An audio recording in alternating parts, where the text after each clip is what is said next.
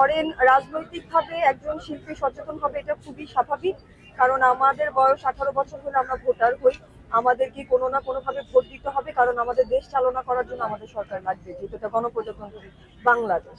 সেই জায়গা থেকে আমি রাজনৈতিকভাবে সচেতন হতেই পারি, এটা কোনো মানে মতবিরোধের বিষয় না বা এটা কোনো আপত্তিকর বিষয় না।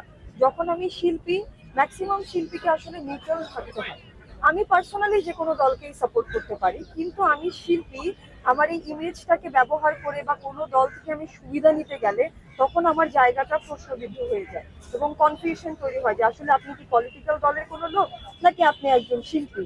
আপনি ওই জায়গা থেকে পলিটিক্যাল পাওয়ারটাকে শিল্প সত্তায় ইউজ করছেন নাকি শিল্প সত্তাটাকে পলিটিক্যাল পাওয়ারে ইউজ করছেন, এরকম কনফিউশন কিন্তু থেকে যায়। তো ওই জায়গা থেকে আমার কাছে মনে হয় যে সবার প্রথমে যেটা গুরুত্বপূর্ণ সেটা হচ্ছে পরিস্থিতি কোথায়।